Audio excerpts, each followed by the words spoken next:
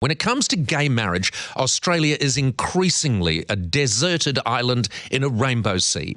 It's been a week since the US became the 21st country to make same-sex marriage legal, and since then Liberal MPs across the Tasman have brokered a cross-party deal to introduce a new bill on gay marriage. But, as you would know, Australian Prime Minister Tony Abbott remains defiant, maintaining he won't see gay marriage passed into law under his leadership. Australian correspondent Daniel Sutton joins us now. Dan, thanks for joining us again. You know, the one thing you've got to say about Abbott, I mean, he did campaign on this.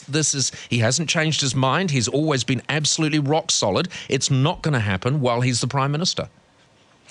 Paul, I think people's jaws would frankly drop the day they saw Tony Abbott vote for same-sex marriage in Australia. But really, this comes down to whether or not he will allow his own party members to vote the way they want rather than down party lines. This bill is being brought to Parliament by a Queensland MP, a Conservative Queensland MP, Warren Entsch, who's a former crocodile wrestler, a welder and a farmer. He revels in his when he is called a progressive redneck. So he has been right behind gay rights for quite some time. He's bringing this bill to the Parliament. It is co-sponsored by a Labor MP, and it could be arriving in Parliament within about 6 weeks. What will happen now? Well, we'll have to see whether Tony Abbott will allow debate in the party room, the Liberal party room, about whether or not the MPs should be able to vote the way they want.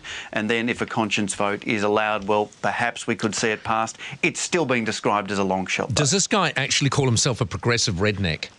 I'm thinking of a new word for that. He revels in that title. He has been branded progressive redneck and he loves it. Love it. All right. Now, I also love these sort of yarns. Hillary and me are just in the process of negotiating the purchase of an Italian town up in Italy, you know, up in the hills and everything. It's run down, but it's very cheap. So I love yarns like this one. Atlantis Marine Park, 60 kilometres north of Perth. Who thought that was ever going to fly? They're doing it up. It's closed down for years and years, but they're doing it up.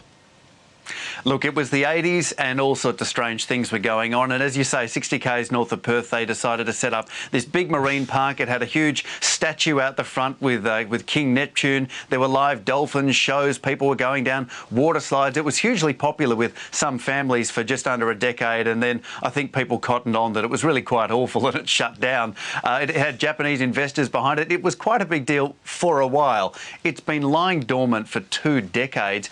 A bunch of locals have got together after an online campaign. They've decided to get in there with some paint, give it a little bit of a spruce up, and they're now opening it up to people on weekends.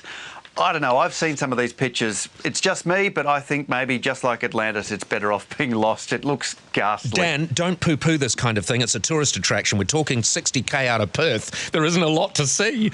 It reminds me a bit of Luna Park, because do you remember when they did that to Luna Park? It was closed down and they would do night tours, and apparently they were fantastic.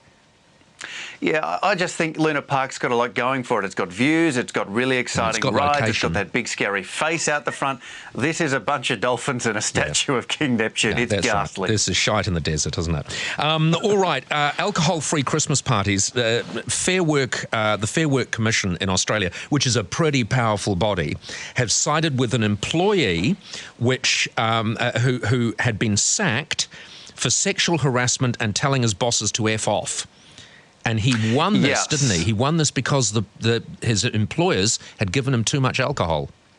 Not just too much alcohol, unlimited alcohol was on offer at this man's Christmas party. He got way too drunk, told his bosses to F off, got done for sexual harassment, has been reinstated because essentially the Fair Work Ombudsman has said if you're going to liquor up your employees, you can't then really set standards for them to abide by.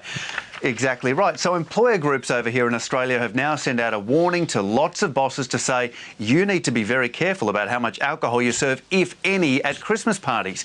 I don't know. I've been to a lot of Christmas parties for TV stations. If you try and pull one of those without alcohol, it's a pretty sad sight indeed. I think that could lead to big problems. Yeah, that's right. But how many Christmas parties at TV stations have you been to where at least a couple of people haven't told the bosses to F off?